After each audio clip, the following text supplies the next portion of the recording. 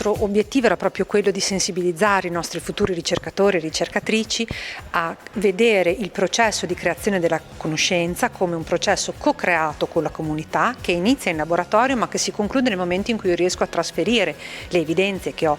concorso a produrre e a renderle fruibili per coloro che sono gli ultimi destinatari. Poi accanto a questo c'è anche l'aspetto appunto di una comunicazione che sia una comunicazione non solo efficace ma anche rispettosa. Il tema delle parole, dell'uso delle parole è stato un po' il fil rouge che ha unito le due relazioni sia di Fabrizio Benedetti che appunto di Michela Murgia. In particolare si è pensata a questa ospite proprio per il suo impegno nel tema della disparità di genere e noi terremmo a sensibilizzare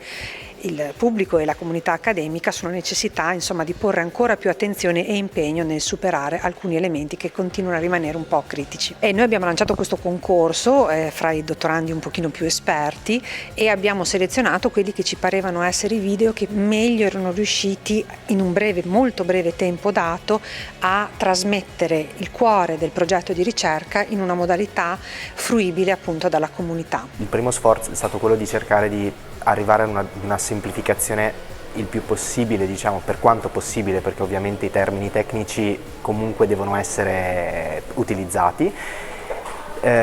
Quello che diciamo ho cercato di fare soprattutto nella prima parte è di dare un background dei minimi termini tecnici che ho utilizzato in modo tale che almeno si creasse diciamo un terreno comune. Dopodiché da lì in poi si è partiti diciamo con la realizzazione insomma della presentazione dei principali risultati dello studio, cercando di focalizzare l'attenzione non tanto sulla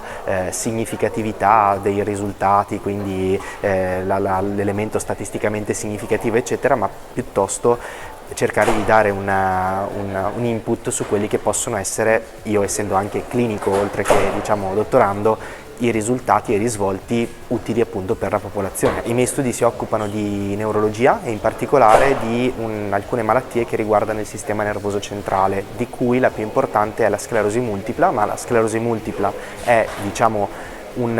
soltanto una di uno spettro di malattie che sono le malattie legate all'infiammazione diciamo del cervello. Non pensavo, ma mi sono resa conto che è fondamentale riuscire a comunicare il proprio lavoro, soprattutto un lavoro di ricerca. Quindi non è stato facile, però diciamo è stato divertente perché insomma, sono riuscita a trovare dei meccanismi per comunicare appunto questa cosa. Il meccanismo principale sono gli esempi, cioè trovare degli esempi della vita quotidiana per spiegare, quindi traslare dalla scienza alla vita quotidiana